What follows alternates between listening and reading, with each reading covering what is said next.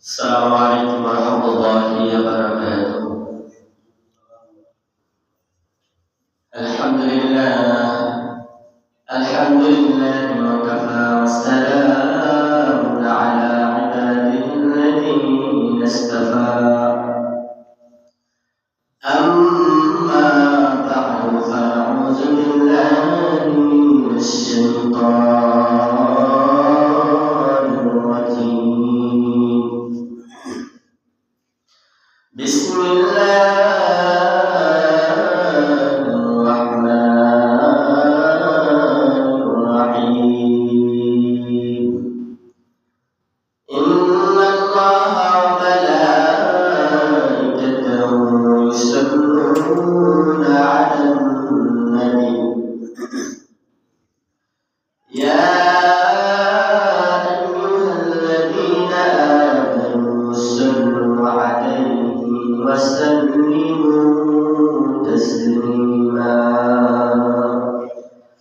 اللهم صل على محمد وعلى آل محمد كما صليت على إبراهيم وعلى آل إبراهيم إنك حميد مجيد. اللهم بارك على محمد وعلى آل محمد كما باركت على إبراهيم وعلى آل إبراهيم إنك حميد مجيد.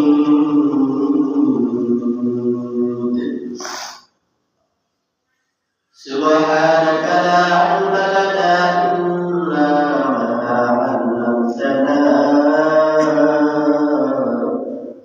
إنك أنت العليم الحكيم. سبحان الله وبحمده سبحان الله العظيم. الحمد لله.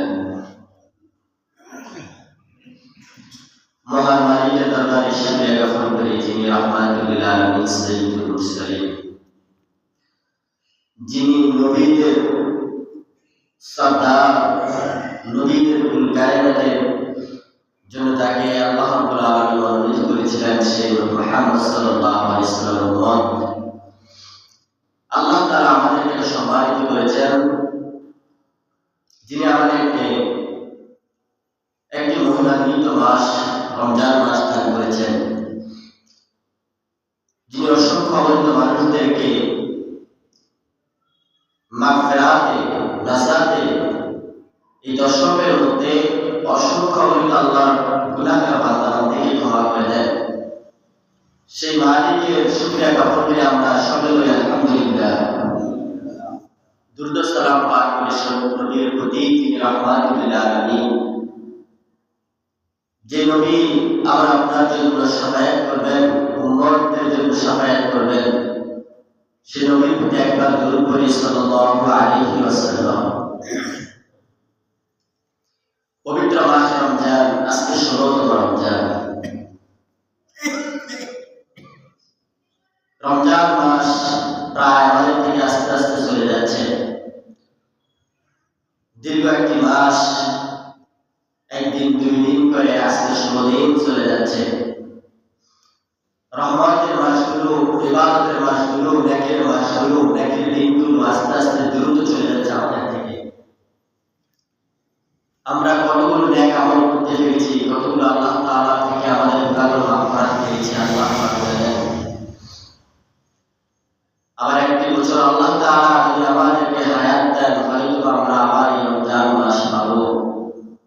তার সেই অনেকের জন্য এই রমজান মাস শেষ রমজান, অনেকের জন্য আজকের এই রমজান, আজকের দিনটাও শেষ রমজান।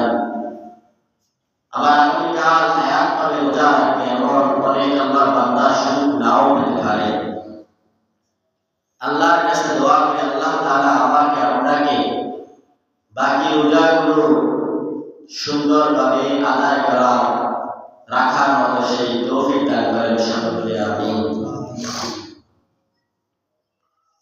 প্রথম নাম্বার যে বিষয় নিয়ে কথা বলবো সেটি হচ্ছে ইতিকাফ।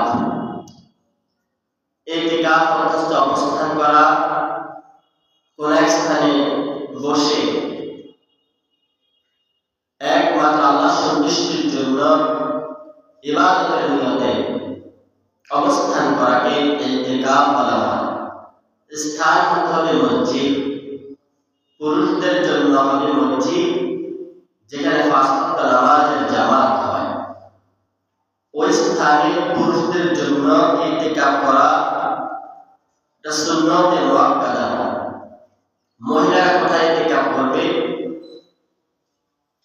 ইসলাম শরিয়া বলে মহিলারা যে ঘরে অবস্থান করে, যেখানে নামাজ আদায় করে, অথবা ঘরের একটা স্থানে চতুর্দিক দিয়ে কাপড় দিয়ে আবদ্ধ করে সেখানে অবস্থান করবে, প্রয়োজন ছাড়া সেখান থেকে বের হবে না, কথাবার্তা বলবে না।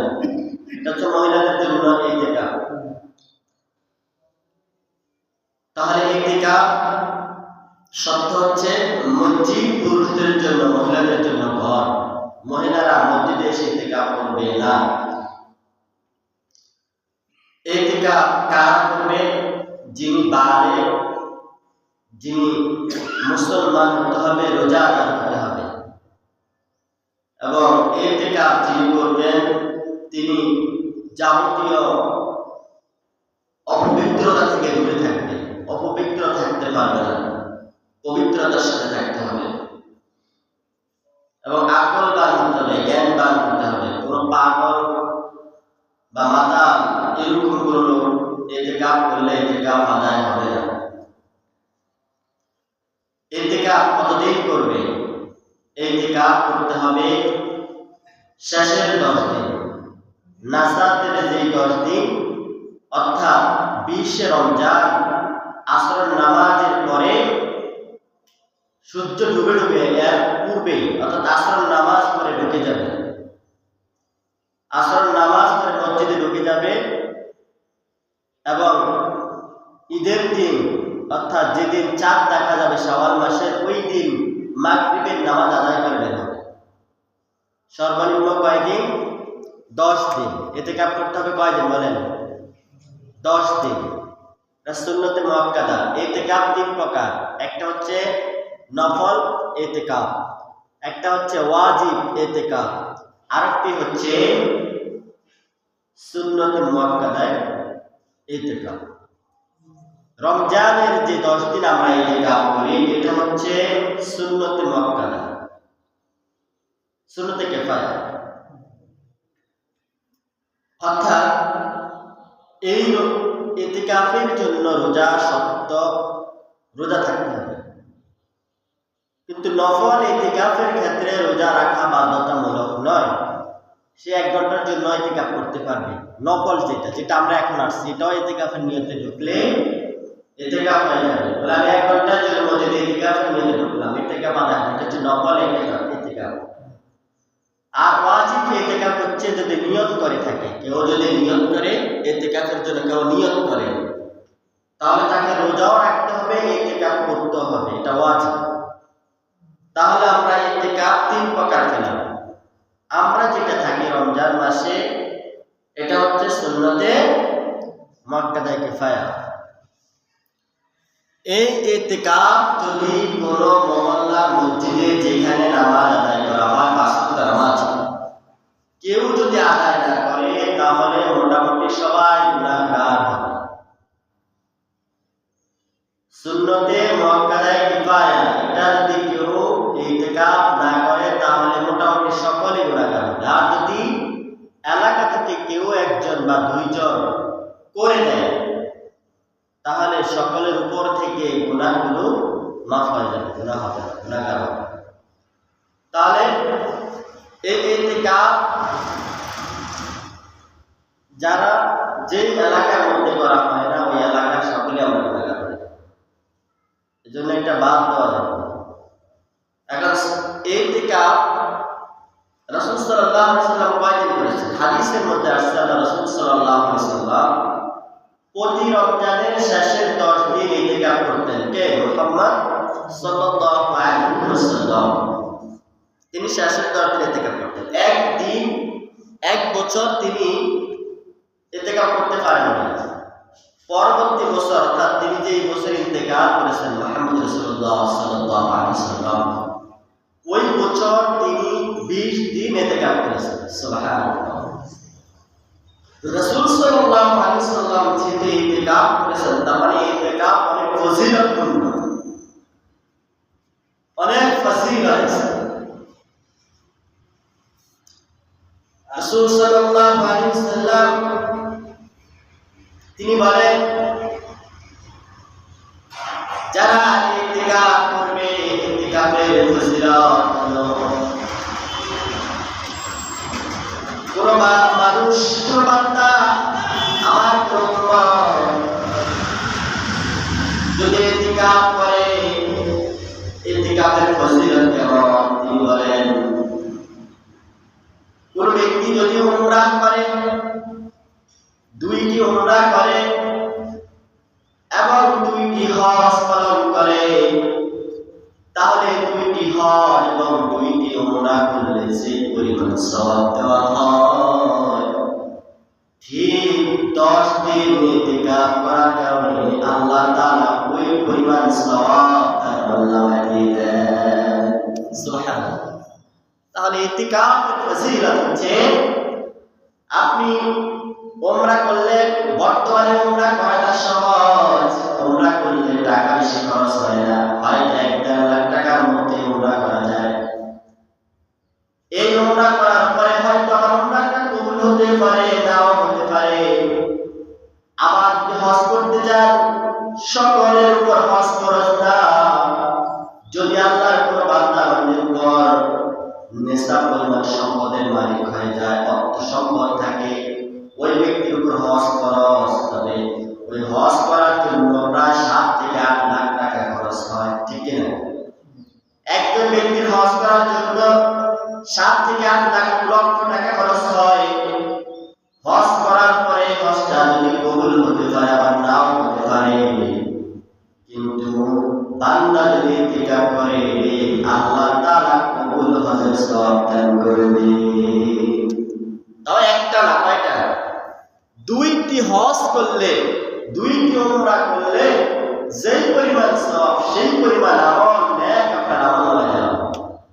বলেন স্যার, এটা কম পুঁজির মধ্যে, কম সময়ের মধ্যে বিশাল একটা ইবাদত, বিশাল একটা আমল, বিশাল একটা নেক আমার আপনার আমলনামায় জোগাড় করা সম্ভব, ঠিক কিনা? এজন্য ইতিকাফ করবেন। ইতিকাফ কেন করবেন? রাসূল করিম সাল্লাল্লাহু আলাইহি সাল্লাম বলেন, আহাব্বু ইলাল্লাহি, আহাব্বুল বিলাদি ইলাল্লাহি মাসাজিদুহা, ওয়া আফদালু ইলাল্লাহি আসওয়াকুহা। আল্লাহ রাসূল বলেন, দুনিয়ার মধ্যে আল্লাহর কাছে সবচাইতে পছন্দের, ভালোবাসার জায়গা হচ্ছে মসজিদ, এবং সবচাইতে খারাপ জায়গা হচ্ছে বাজার। যেহেতু আল্লাহর কাছে সবচাইতে পছন্দের জায়গা, মহব্বতের জায়গা, প্রিয় জায়গা হচ্ছে মসজিদ, সেহেতু এই মসজিদের মধ্যে যারা অবস্থান করবে, ওই মসজিদে যারা অবস্থান করবে ইতিকাফের কারণে, তারাও আল্লাহর কাছে সম্মানিত এবং দামি, ঠিক কিনা? কারণ আল্লাহর কাছে যদি মসজিদ ভালোবাসার জায়গা হয়, পছন্দের জায়গা হয়, তাহলে মসজিদে যারা অবস্থান করবে তারাও তো আল্লাহর কাছে পছন্দের, ঠিক কিনা? এই জন্য মসজিদে ইতিকাফ করলে আল্লাহর মহব্বত পাওয়া যায়, আল্লাহর ভালোবাসা পাওয়া যায়, নেক আমল বেশি করা যায়, জিহ্বাকে সর্বসার্বক্ষণিক জিকিরের মধ্যে রাখা যায়, ইবাদতে হালতে থাকা যায়, আওয়ালতে অর্থাৎ তাকবীরুল্লাহর সাথে নামাজ আদায় করা যায়। কোন ব্যক্তি যদি তাকবীরুল্লাহর সাথে নামাজ আদায় করে, আল্লাহ রাসূল বলেন, তাকে আল্লাহ তাআলা মুনাফিকি খাসলত থেকে হেফাজত করবে। সুবহানাল্লাহ, সুবহানাল্লাহ, সুবহানাল্লাহ। এজন্য ইতিকাফ করলে লাভ আছে, ক্ষতি নাই। ইতিকাফ করলে বান্দা 10টা অবস্থান করার কারণে বাহিরে অনেক ধরনের সামাজিক ভাবে নেকামল করার জায়গা আছে, স্থান আছে। তার মধ্যে হচ্ছে কেউ যদি মারা যায় জানাজা উপস্থিত হওয়া, জানাজা উপস্থিত হবে। কিন্তু বান্দা ইতিকাফ করার কারণে জানাজা উপস্থিত হতে পারে নাই। কিন্তু বান্দা ইতিকাফ যেহেতু করেছে আল্লাহ তাআলা এই উসিলা করে ইতিকাফের কারণে বান্দা বাইরে থাকলে যত নেকামল করত ওই নেকামল থেকে বঞ্চিত হওয়ার কারণে, বঞ্চিত আসার কারণে আল্লাহ তাআলা ওই বাহির থেকে যে আমলগুলো করতো কিন্তু না থাকার কারণে আমল করতে পারে নাই, তারপর আল্লাহ তাআলা ওই নেকামলগুলো তার আমলনামায় দিয়ে দিলেন। সুবহানাল্লাহ। তাহলে কারণ নাই কোনো যে আমি বাহিরে থাকতে পারলাম না, বাহির থেকে জানাজা অংশগ্রহণ করতে পারলাম না, এই নেকামল করতে পারলাম না, আফসোস করার কোনো সুযোগ নাই। আমার নবী বলেন মসজিদে থেকে ওই নেকামলগুলো সওয়াব পেয়ে যাবে। সুবহানাল্লাহ। এজন্য ইতিকাফ করলে কেমন লাভ? ইতিকাফ করলে দুনিয়াতে যত ফিতনা ফাসাদ আছে, গুনাহের কাজ আছে, সমস্ত গুনাহের কাজগুলো থেকে নিজেকে পৃথক রাখা যায়, গুনাহ করা থেকে নিজেকে সেফ রাখা যায়। এজন্য 10 দিন বান্দা যদি ইতিকাফ করে আল্লাহ তাআলার প্রিয় পাত্র হওয়া যায়, আল্লাহর একবার মকবুল বান্দা হওয়া যায়। এজন্য ইতিকাফ করা, ইতিকাফ করলে আল্লাহ আল্লাহ রাসূল সাল্লাল্লাহু আলাইহি ওয়াসাল্লাম বলেন পুরো ব্যক্তি যদি ইতিকাফ করে, ইতিকাফ করার কারণে আল্লাহ তাআলা তার থেকে জাহান্নামকে 3 খন্ড পরিমাণ দূরত্ব তৈরি করে দেন। সুবহানাল্লাহ। আপনারা সুবহানাল্লাহ বলেন না? ভালো লাগে না কথা নাকি? সুবহানাল্লাহ বলবেন। কারণ সুবহানাল্লাহ আলহামদুলিল্লাহ এই শব্দগুলো কার জন্য বলা হয় বলেন তো? আল্লাহর জন্য। কার জন্য? এই শব্দগুলো আল্লাহর জন্য চয়ন করা হয়, ব্যবহার করা হয়, আমার জন্য নয়, বা মসজিদে কাউকে খুশি করার জন্য শব্দগুলো প্রয়োগ করা হয় না, বরং সেই শব্দগুলো চয়ন করা হয় একমাত্র আল্লাহর সন্তুষ্টির জন্য। বলে করলে কি লস আছে না? লস নাই, শুধু লাভ। কেমন লাভ? সুবহানাল্লাহ আলহামদুলিল্লাহ এই শব্দগুলো প্রয়োগ করলে আল্লাহ তাআলা আসমানের এবং জমিনের মধ্যে যতটুকু ফাঁকা জায়গা আছে পুরাটা জায়গা নেকি ওই নেকগুলো আমার আপনার আমলনামায় আল্লাহ তাআলা দিয়ে দিলেন। সুবহানাল্লাহ। আল্লাহু আকবার। মিসালের পাল্লা ভারী করে দেয় কোনগুলো? সুবহানাল্লাহ আলহামদুলিল্লাহ আল্লাহু আকবার এই শব্দগুলো প্রয়োগ করার কারণে মিসালের পাল্লা ভারী হয়ে যায়, নেকের পাল্লা ভারী হয়ে যাবে। এজন্য বেশি বেশি করে আমরা সুবহানাল্লাহ আলহামদুলিল্লাহ বলবো। যাই হোক, বলতেছিলাম রাসূল করিম সাল্লাল্লাহু আলাইহি ওয়াসাল্লাম বলেন যেই ব্যক্তি ইতিকাফ করলো, ইতিকাফ করার কারণে আল্লাহ তাআলা তার থেকে জাহান্নামকে 3 খন্ড পরিমাণ দূরত্ব তৈরি করে দেন। বলে 1 খন্ডের পরিমাণ কেমন? বলে জমিনের পৃথিবীর এক প্রান্ত থেকে অপর প্রান্তের দূরত্ব যতটুকু, পশ্চিম থেকে পূর্বের যত দূরত্ব, বলে পশ্চিম থেকে কোটি কোটি মাইল দূরত্ব। কত মাইল? কোটি কোটি মাইল। পশ্চিম থেকে পূর্ব দিকে তার কোনো হিসাব নাই, কোটি কোটি মাইল দূরত্ব। ওই পরিমাণ 1 খন্ড পরিমাণ, এরকম 3 খন্ড দূরত্ব আমার আপনার থেকে, অর্থাৎ যে ব্যক্তি ইতিকাফ করবে তার থেকে এমন করে জাহান্নামকে নিয়ে যাওয়া হবে। সুবহানাল্লাহ। এর দ্বারা বোঝানো হয় সাল্লাল্লাহু আলাইহি ওয়াসাল্লাম বলেন যে ইতিকাফ করার কারণে আল্লাহ তাআলা তাকে মাফ করে দেন, জাহান্নাম থেকে তাকে নিষ্কৃতি দিয়ে দিবেন। সুবহানাল্লাহ। সুবহানাল্লাহ।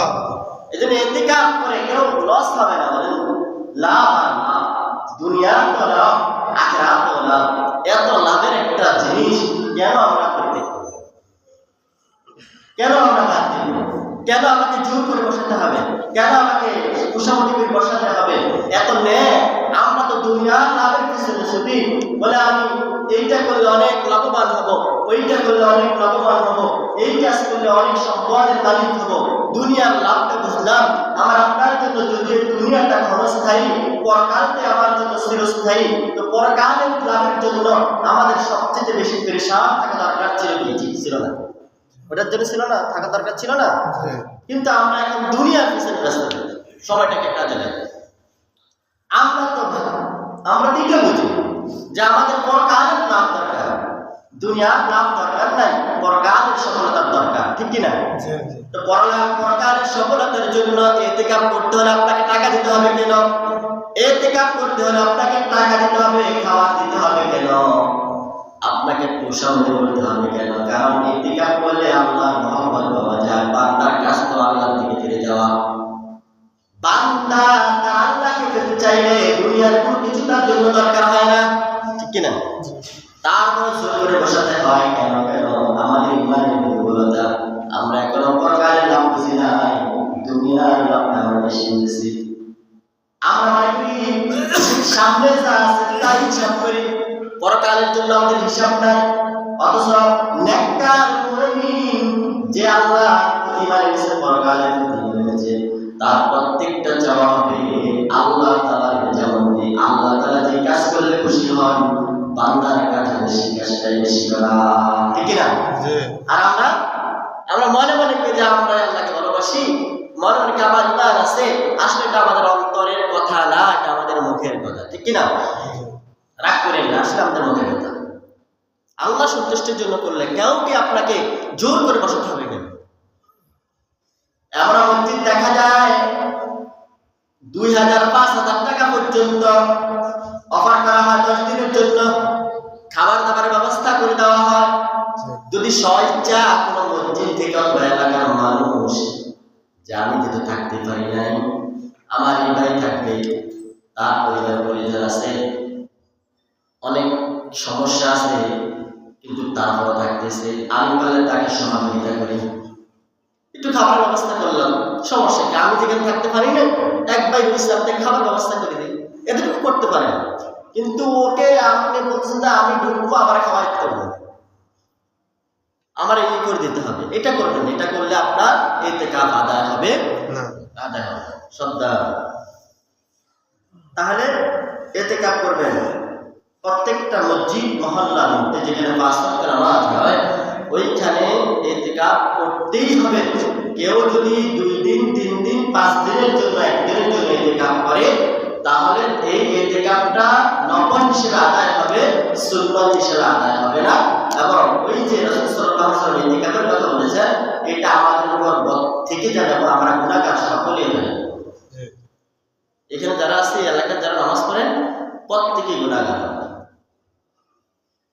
এটাই মাসালা। এই জন্য থাকতে হবে, ইতিকাফ করতে হবে।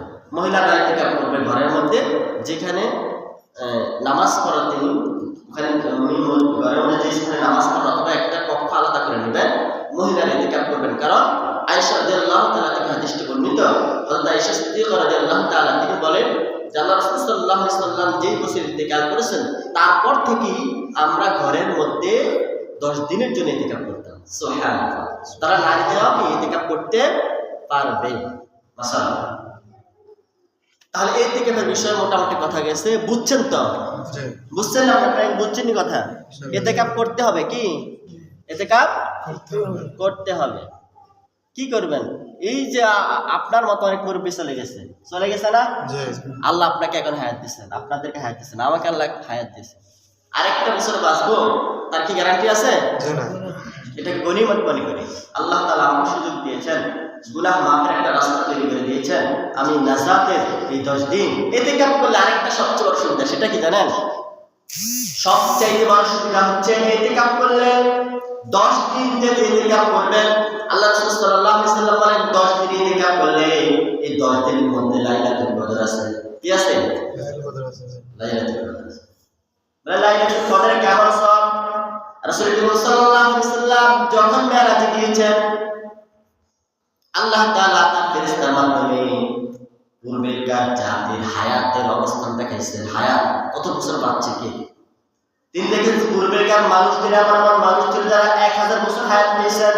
কত বছর? 1000 বছর হায়াত পেয়েছেন, 500 বছর হায়াত পেয়েছেন। এমন আছে প্রায় 600, 700, 800 বছর এরকম হায়াত পেয়েছেন। তিনি দেখছেন তারা এই হায়াত পাওয়ার পরে তারা অনেক নেক আমল করেছেন। তিনি আফসোস করলেন সেখানে থেকে যে হায় আমার বান্দাদের, আমার উম্মতের হায়াত একবারে কম, আমার উম্মতের আয়ু একবারে কম। তারা এত বছর হায়াত পাওয়ার পরে তারা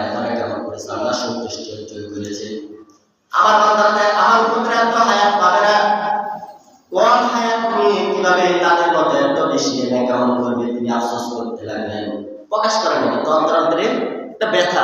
আচ্ছা, অন্তরের কথা জানেন কে?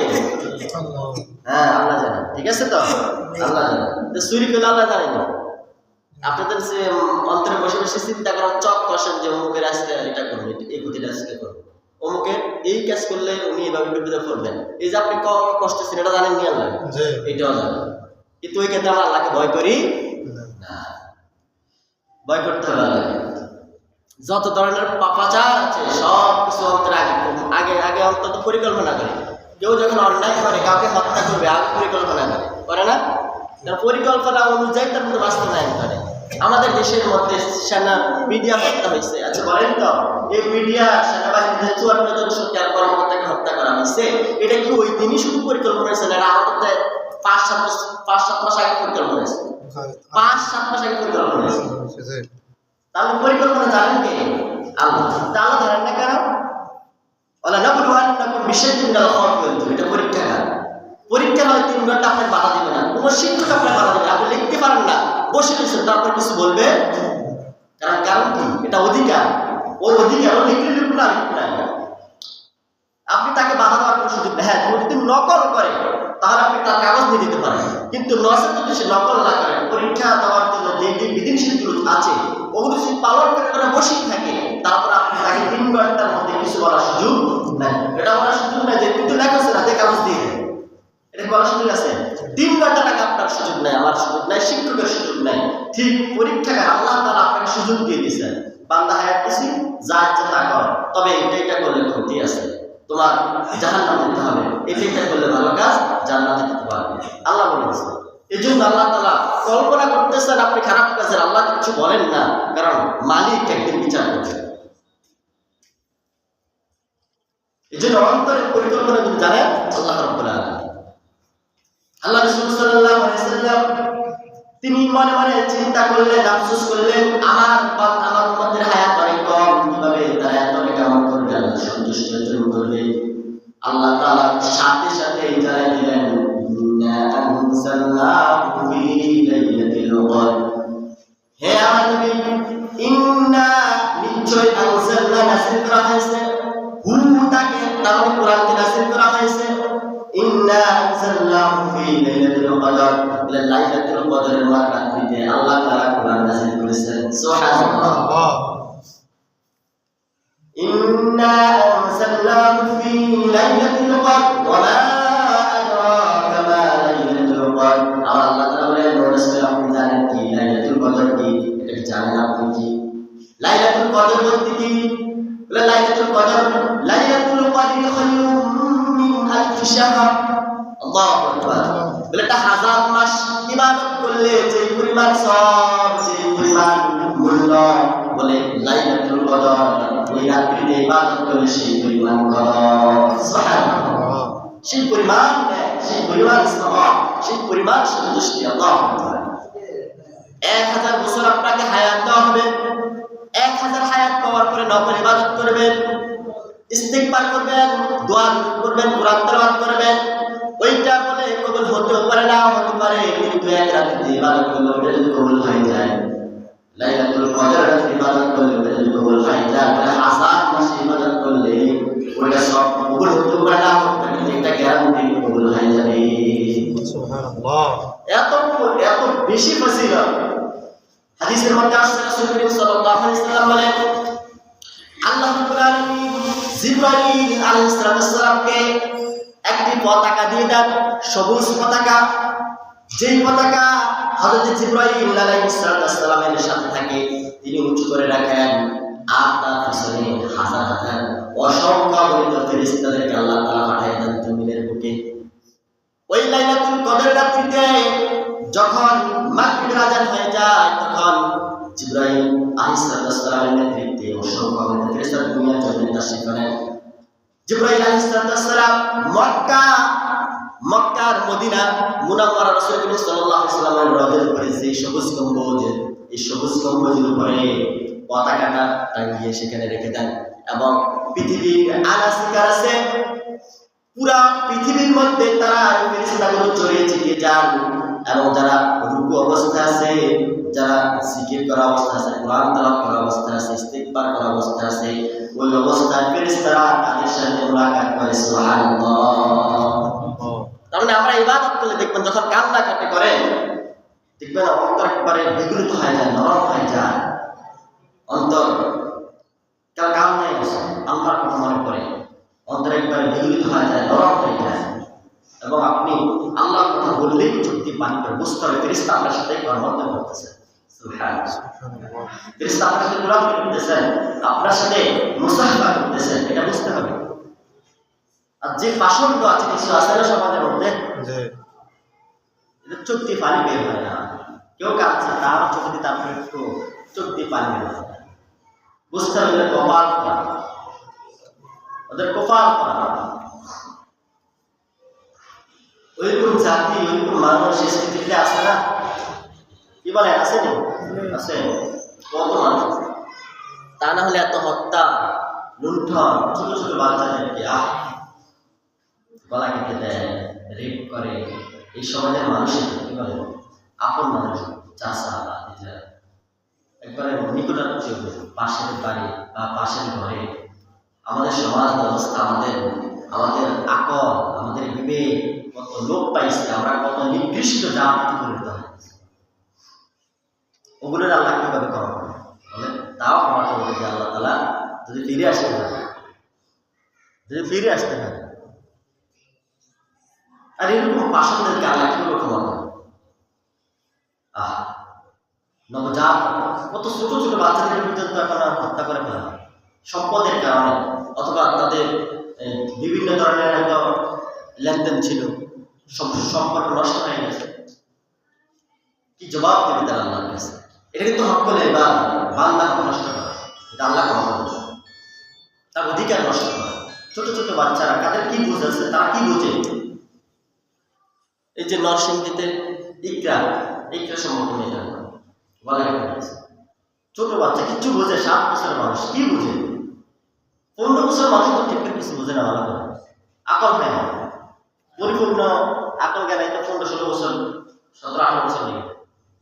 তা আমাদের বিবেক মনে করেন কোথায় আছে? আমাদের বিবেক কত নষ্ট হয়ে গেছে, বুঝেন? আমাদের ইমান কত হালকা, আমাদের ইমান কত কত ছোট অবস্থা আছে আমাদের ইমান, যে আমাদের ইমান এত দুর্বল যে আমি জাহান্নাম থেকে আমার ইমান আমাকে হেফাজত করতে পারবো না। আমার ইমান এত দুর্বল, এত নাজুক অবস্থা আছে। এই যে এক প্যাকেজগুলো আল্লাহ তাআলা দিয়েছেন, এটা গনিমত মনে করা।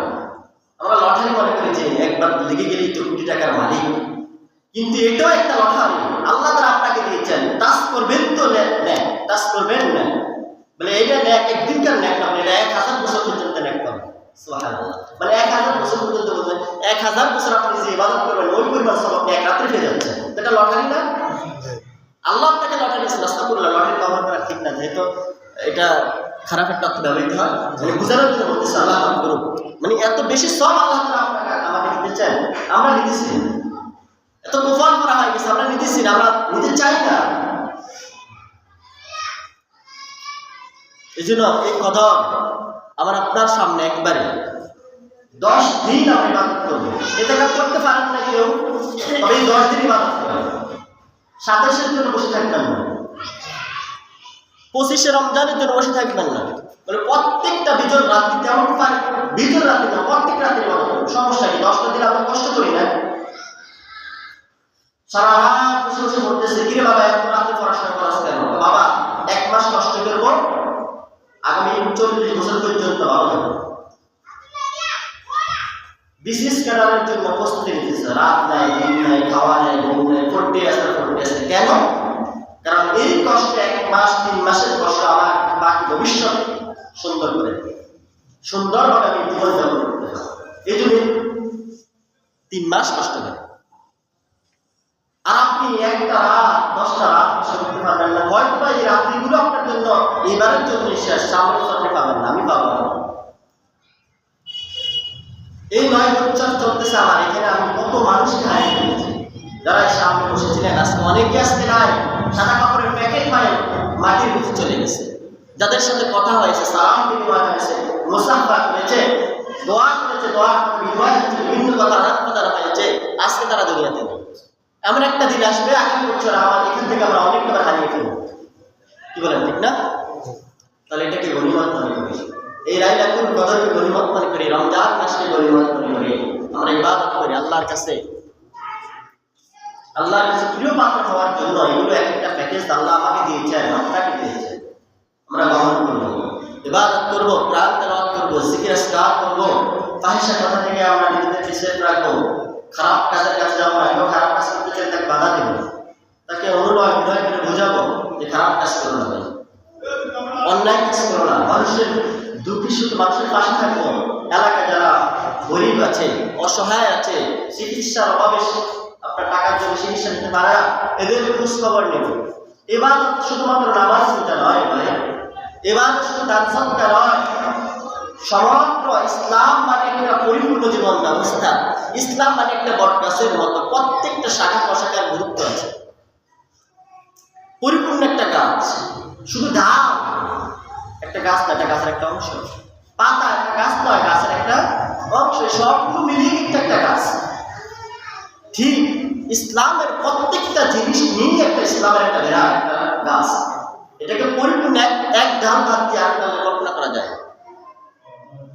আপনি একটা সাইড বাদ দিয়ে একটা সাইডকে খুব গুরুত্ব সহকারে ধরবেন, হবে না।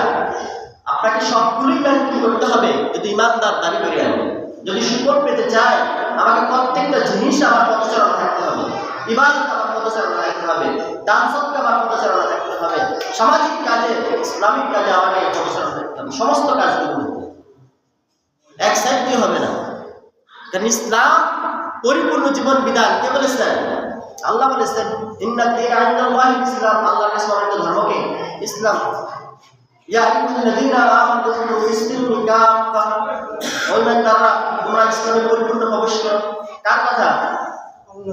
না আমার কথা, আমার কথা, কার কথা? আল্লাহর কথা। আল্লাহর কথা। তা আল্লাহর কথা মানবেন না? আল্লাহর কথা মানবেন? আল্লাহর কথা মানবেন, আমার কথা মানার দরকার নেই। আমি বলে দিয়েছি আল্লাহর কথা বলে, আল্লাহর কথা।